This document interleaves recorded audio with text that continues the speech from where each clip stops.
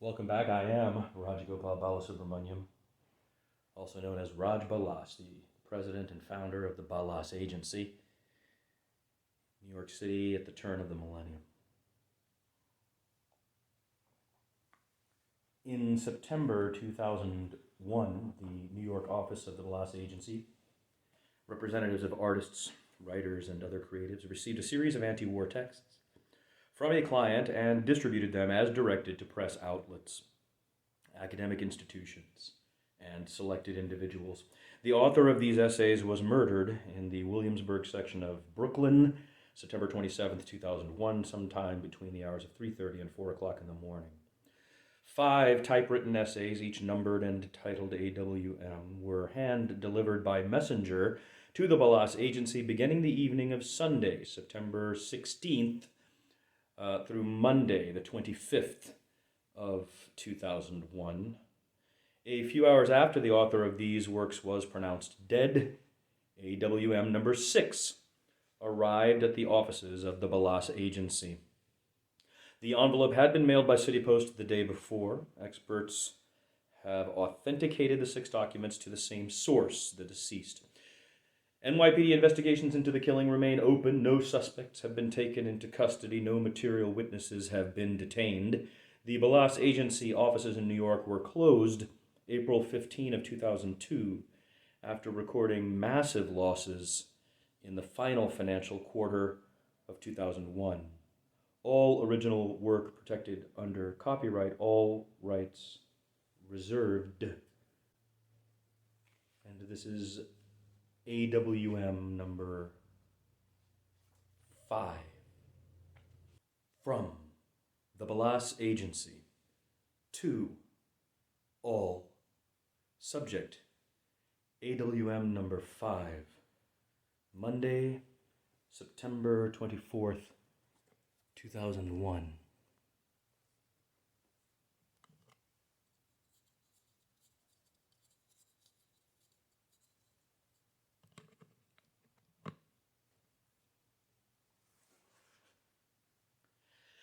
For the last 15 years, writers and producers of entertainment in the United States have exploited the military-industrial complex to create profit by enjoining entertainment with combat tools of the contemporary era.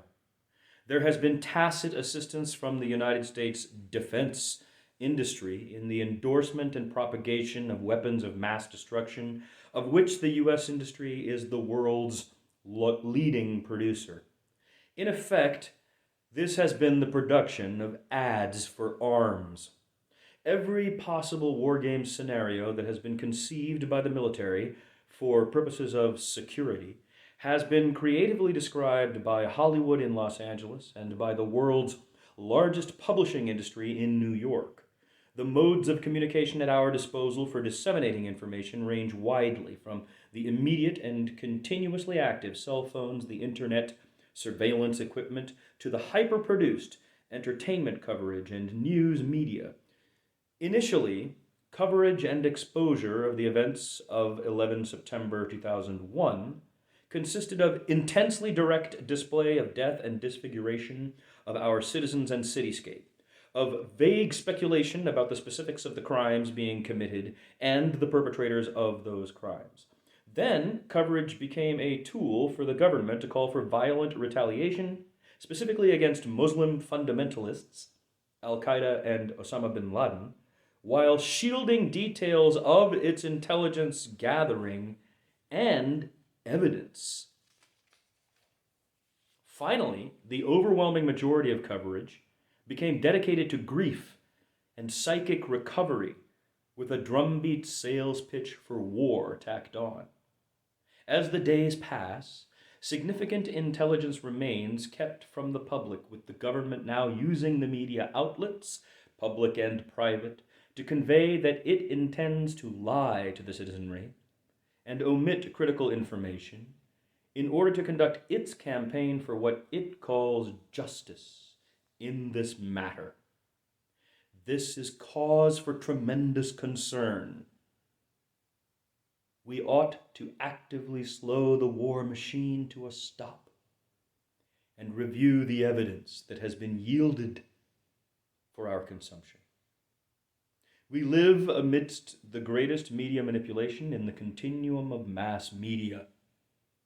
After the initial wildness of a free press, data and information about what exactly happened between 0700 and 1100 Eastern Daylight Time, United States, on that fateful Tuesday, has been carefully and roundly controlled in release. Due process, it could be argued, demands this, but more often, the argument for classifying information is national security, and the justification is now for a military mobilization and engagement in West Asia that is unrelated to evidence against perpetrators of the crimes of 11 September. This morning, the U.S. President looked bluntly at reporters in the Rose Garden in defending his military plans. Quote, "Those of you trying to find a legal peg," he said vindictively, quote, "Osama bin Laden's already been indicted." Close quote. But he didn't respond to the obvious fact that the indictment has been for other terrorist acts than those perpetrated on 11 September on U.S. soil. The two documents the administration intends to release later this week, one public and one secret, will presumably also be related to previous terrorist activity and not the events at hand. Now the government sells the idea of violence more directly. Fiction is unnecessary as a filter to push it. Bloodlust is easy to encourage through live contemporary media.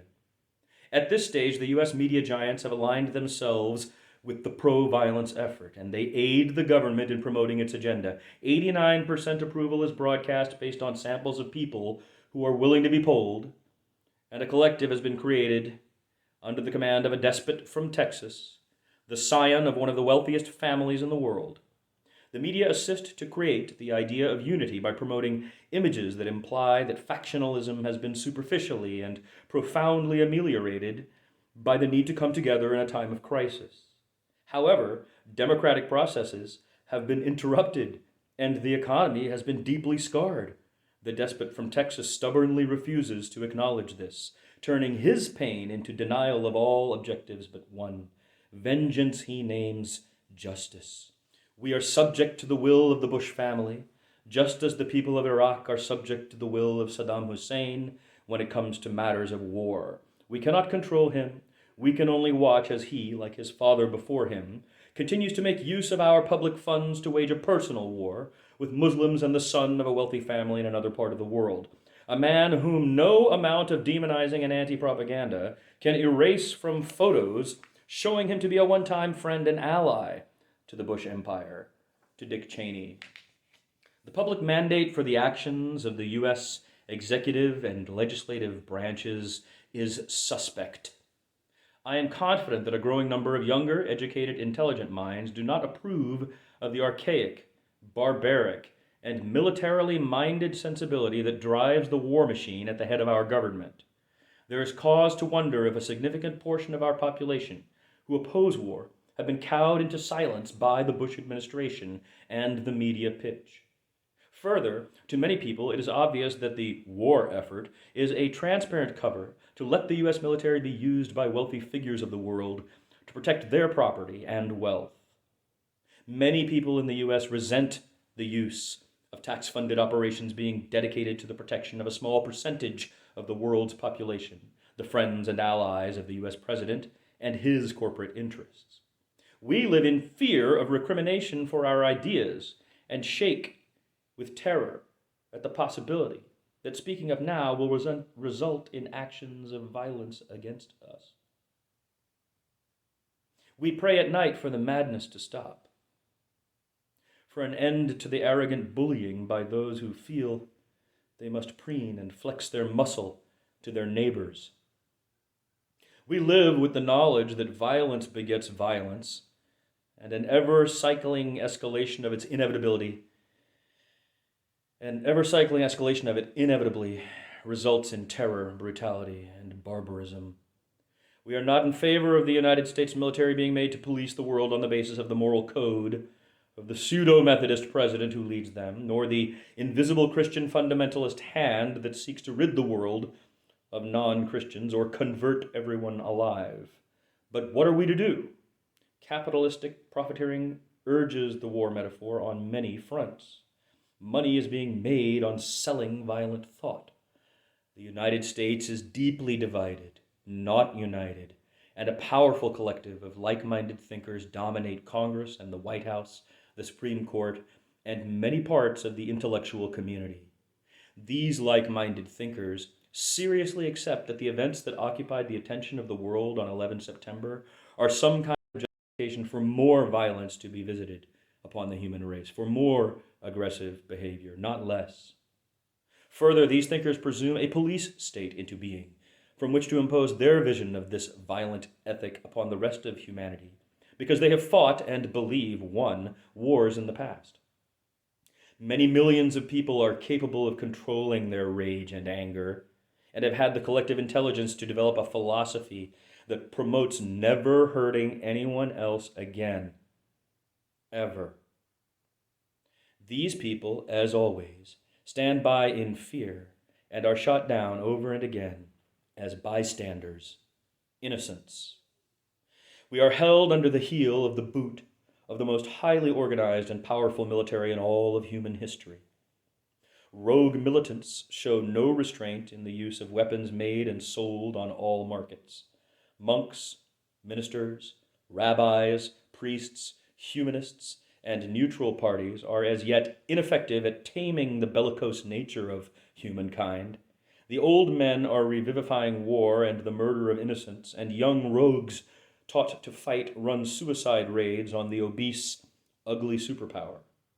We mourned, as is our tradition, for 12 days. We marked a 12th day ceremony for the several thousand souls who have passed unjustly. The psychic toll is overwhelming. The public display of grief has been organized to monumental levels. Multi-denominational, interfaith religious services were observed in Yankee Stadium and around the world. It has been, truly, one of the most remarkable 12-day periods in the history of the modern city.